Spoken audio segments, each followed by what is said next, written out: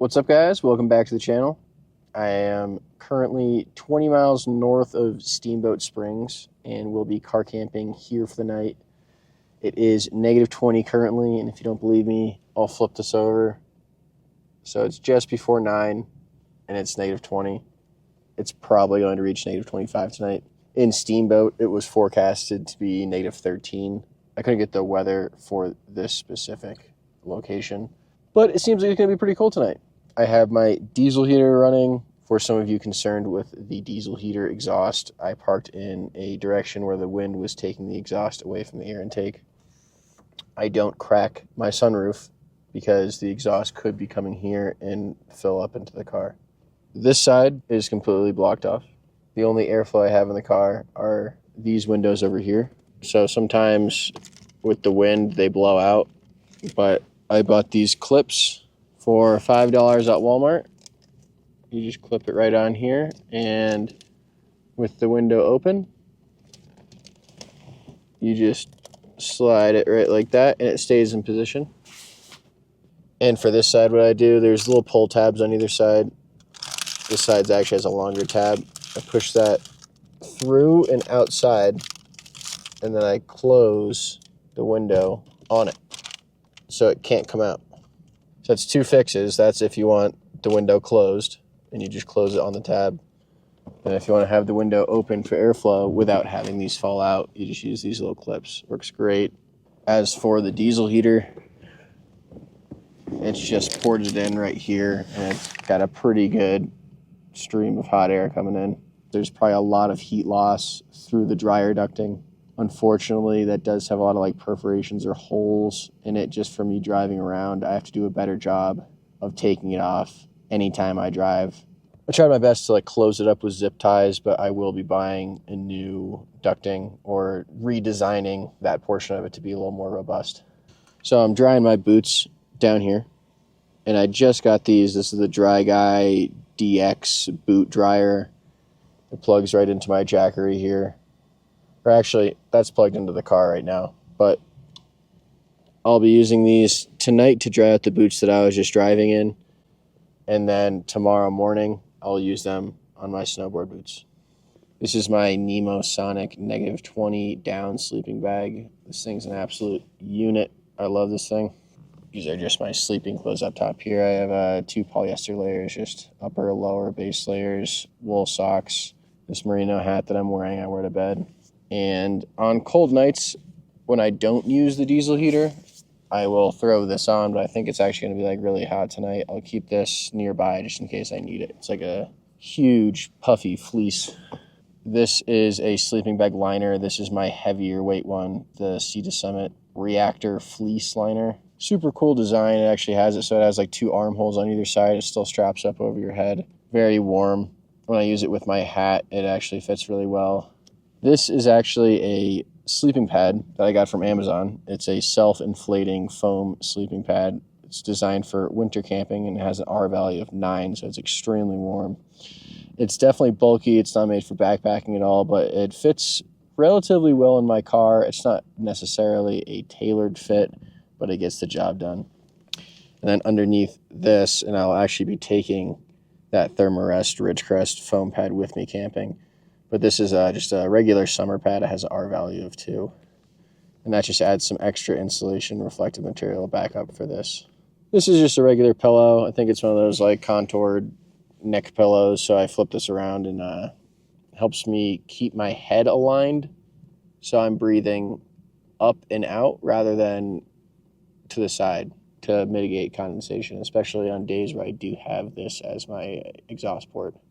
This is a Alps mountaineering camp pillow. Again, not the most compressible. I would say the inflatable ones are better for space saving, but this is very comfortable. I also have a Thermarest Neo Air X Therm, which is a backpacking inflatable winter sleeping pad. I think it has an R value of 6.9. So it's not necessarily as warm as this one, but it's way more portable. This is a synthetic blanket. This is just an EMS, Eastern Mountain Sports synthetic camp blanket. I use this as a throw blanket on top of my bag. I normally don't put this inside. It doesn't have that much space. But on days where there is heavy condensation, I actually like to put this over my bag so the condensation collects on this rather than the down, because synthetic has a way easier time drying than down does.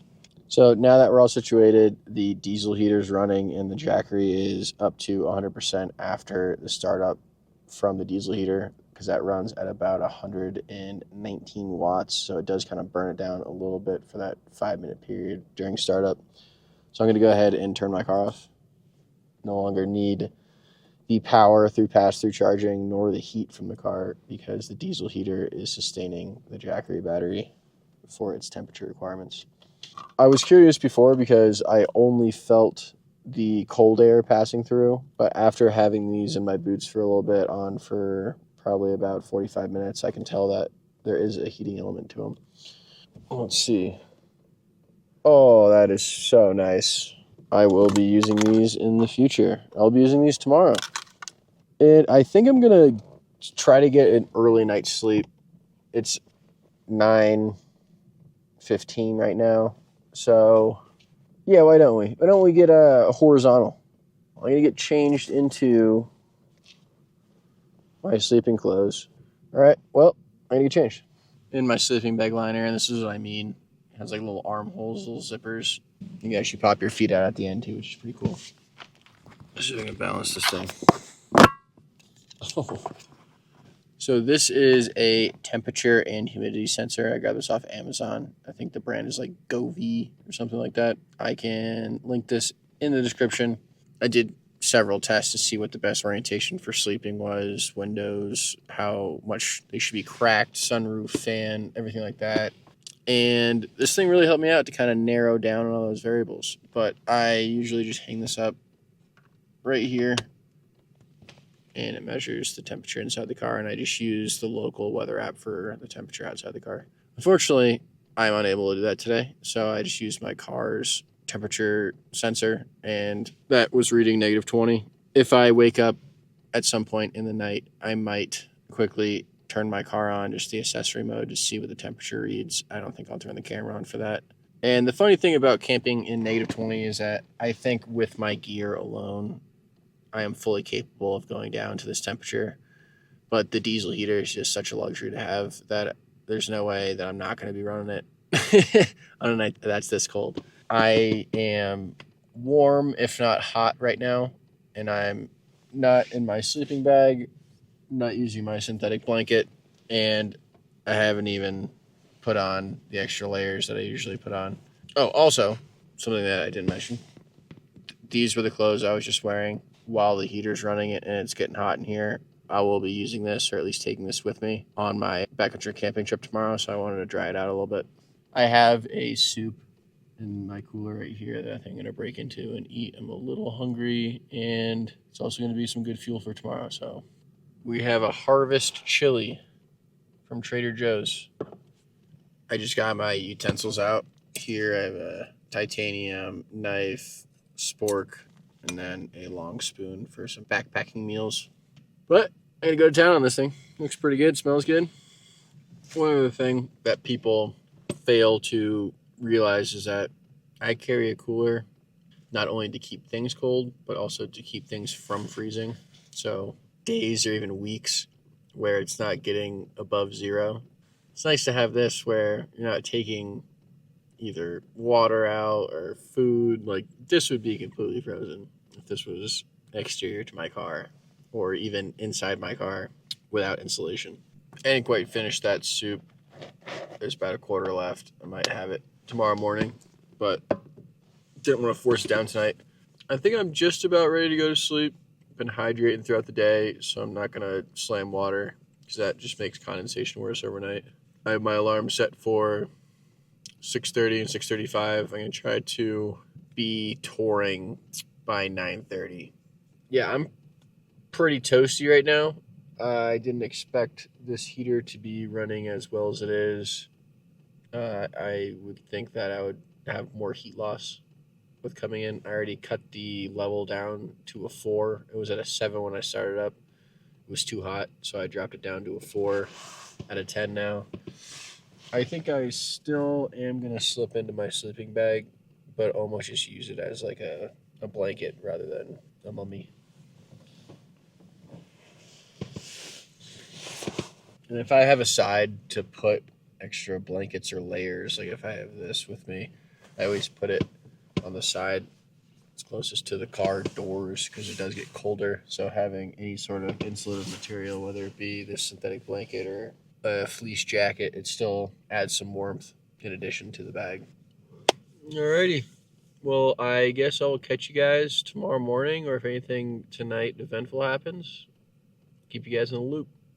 Otherwise, see you tomorrow. We made it through the night. Got a little chilly. I'm still in the same clothes that I was wearing, but I ended up just slipping into my sleeping bag. I did have both of these passenger windows cracked about 2 inches, which I didn't realize. Unfortunately, I probably would have been able to get away with less than 1 inch. So I was losing a lot of heat through those windows, but there is no condensation in here. And that is something that you'd expect from a diesel heater with that dry, warm air burning off all the moisture. And I am losing a fair amount of heat in my system. I mean, just alone, I don't have a return line for my heater that's coming from inside my car, so that drastically decreases efficiency. But where most of the heat loss is actually coming from is this ducting. There's a lot of holes and perforations like I was talking about earlier. And I think in the future, I might opt for an insulated high heat ducting material just to make it so I'm not losing a lot of heat just from where the heater is on the roof to the inside of my car. It's still pumping out some warm air, so I'm not too concerned. For negative 26, I forgot to show you the temp. It's doing pretty well. I did have to start my car this morning, and it didn't sound too great. My Jackery, right here, you can see that it is on a temperature warning, the little thermometer icon there. Unfortunately, when there's not a lot of airflow to mix up the cold and warm air in the car, the diesel heater air tends to stay warmer just because hot air rises, and then in the lower sections of the car, down in the footwell, in the front, or even where the Jackery is, does get quite cold. Like even just putting my hands down here is a good 15, 20 degrees colder. So I was considering on extremely cold days like this, just lifting the Jackery up and putting it higher in the car so it stays warmer and doesn't hit that 10 degrees Fahrenheit cutoff temperature. With this setup, if I'm running the diesel heater for multiple days in a row, my Jackery 240 doesn't really have a lot of wattage, so the runtime, if this was fully charged for my diesel heater, would be about 10 to 11 hours day after day, and I can't charge this Jackery as frequently unless like that's all I'm doing throughout the day. I can do pass-through charging, can plug in my solar panel to charge, but that doesn't really get up to 100% unless it's extremely sunny out. Or I could say go to a lodge, restaurant, coffee shop, charge there. But ideally, I could just get a cold weather deep cycle battery so I don't have to worry about cutoff temps. And I can also just wire it through to have pass-through charging from my car. Yeah, so negative 26, not too bad with a diesel heater, like at all. I was actually extremely comfortable. The only time I got cold was because I wasn't fully in my sleeping bag. And again, the windows were cracked a little too much. I only realized when I went to go close the windows this morning. It's about 7:15, and I wanted to do one final check on the weather, but I wasn't able to. I know that it's going to be hovering in the single digits with wind chills down in the negative 20s to negative 30s, which is honestly way warmer than it is right now. I do not have service, so I am planning on driving about 10 minutes back into town, into Clark. So I'm going to rip back there, do one final check on some of my weather apps to make sure that this trip is feasible. But that about does it for this video. If you guys enjoyed the video, please drop a like. If you want to see more content like this, camping in cold weather, using my diesel heater, or even just getting ready for going backcountry camping, please subscribe to my channel. And as always, keep sending.